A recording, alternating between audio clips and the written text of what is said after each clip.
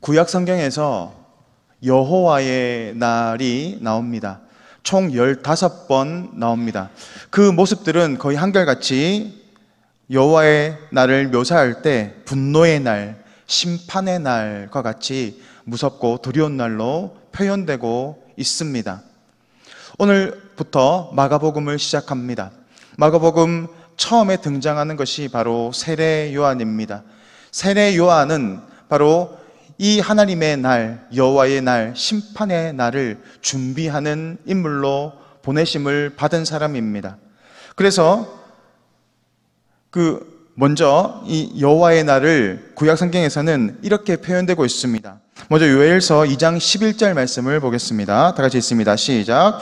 여호와께서 그의 군대 앞에서 소리를 지르시고 그의 힘이 크고 그의 명령을 행하는 자는 강하니 여호와의 날이 크고 심히 두렵도다. 당할 자가 누구이랴. 이렇듯이 여호와의 날, 하나님의 날은 두렵고 무서운 날입니다. 이와 동시에 세례 요한 역시도 같은 것을 선포하고 있습니다. 그래서 그는 이 두렵고 떨리는 심판의 날, 여호와의 날을 준비하기 위하여서 백성들에게 나아갔고 백성들에게 이렇게 외칩니다. 회개하라, 천국이 가까이 왔느니라. 돌이키라는 것입니다. 회개하라는 것입니다. 그러면서 동시에 이미 도끼가 나무 뿌리에 놓였으니 좋은 열매를 맺지 아니하는 나무마다 찍혀 불에 던져지리라 라고 말하고 있는 것입니다.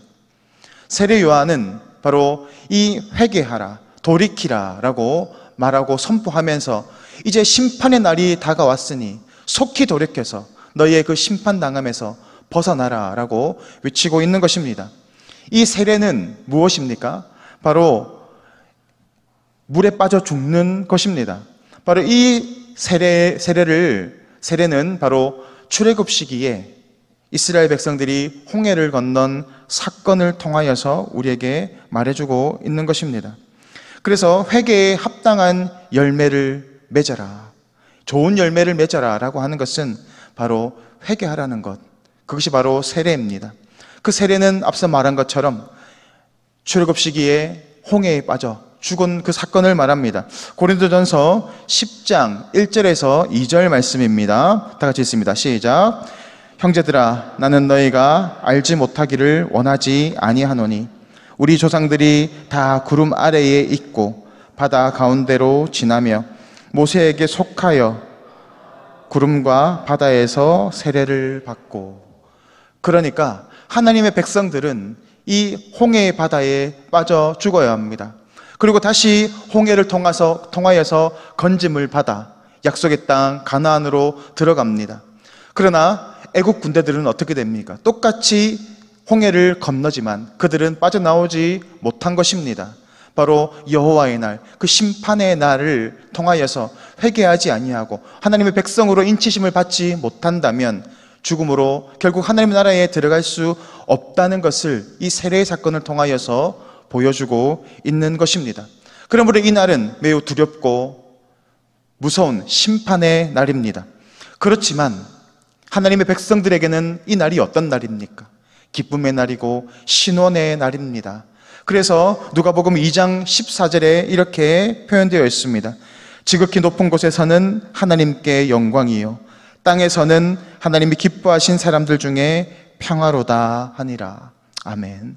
이 여호와의 날, 하나님의 백성이 아닌 자들에게는 심판의 날이지만 하나님의 백성들에게는 신원의 날이자 기쁨의 날이요 평화의 날인 것입니다. 그러므로 이 심판의 날을 우리는 어떻게 준비해야 하겠습니까? 날마다 우리를 정결하게 씻고 회개함으로 날마다 우리에게 주셨던 이 구원을 온전히 이루어가는 모습으로 살아야 할 줄 믿습니다. 그렇다면 이 여호와의 날이 의미하는 것이 무엇이겠습니까? 바로 예수 그리스도의 성육신 사건을 말하고 있는 것입니다. 예수님이 이 땅에 오심을 통하여서 구원의 그 하나님의 나라가 시작이 되었습니다. 여호와의 날에 시작이 되었다라는 것입니다. 그래서 예수님을 믿는 사람들, 예수님 앞에 회개하고 돌이키는 사람들은 구원을 받게 되겠지만 예수님을 믿지 못하고 예수님을 앞에 회개하지 않고 마음을 강팍하게 하고 끝까지 이 세상의 방식으로 살아가는 사람들은 심판에서 제외되고 결국 구원에서 제외되고 심판으로 나아가게 되는, 그것이 바로 여호와의 날입니다. 이것이 가시적으로 보이지는 않지만 얼마나 두렵고 무서운 날입니까? 예수 그리스도를 믿지 않는 사람들은 영원한 심판 가운데 떨어지게 되는, 그것을 오늘 성경은 말하고 있는 것입니다. 예수님은 세례 요한을 향하여 나아가셨습니다. 그리고 그에게 회개를 받으십니다. 예수님은 죄가 없으셨기 때문에 이 회개의 세례가 아닙니다. 예수님께서 물에 들어가셨다가 나오셨을 때 어떤 일이 일어납니까? 하늘이 갈라졌다라고 오늘 성경은 말하고 있습니다. 이 하늘이 갈라졌다라는 것은 어떤 의미일까요? 구약 성경에 하늘이 갈라진 사건이 있습니다.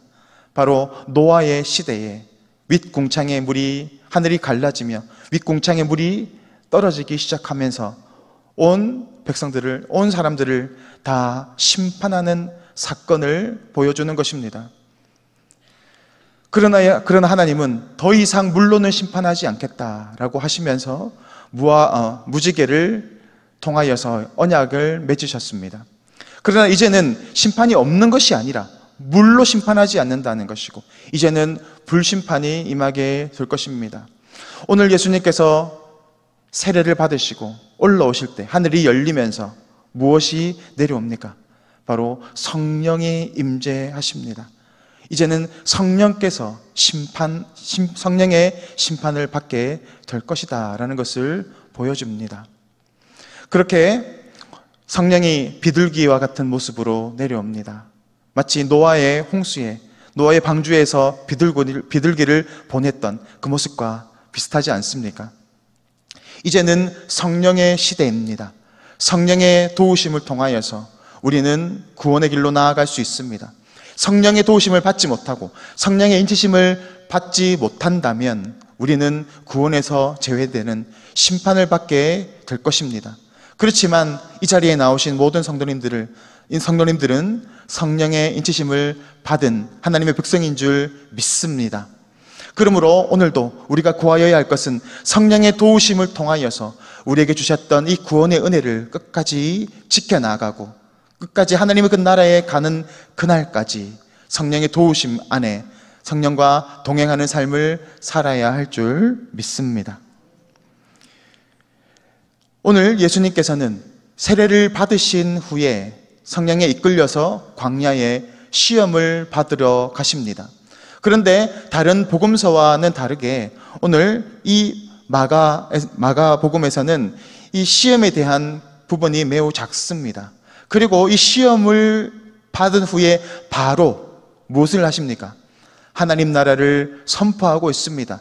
하나님 나라가 임하였다, 가까이 왔다, 그러니 회개하라 라고 하시는 복음을 전파하는 사역을 시작하고 계십니다. 예수님은 심판의 주님이십니다.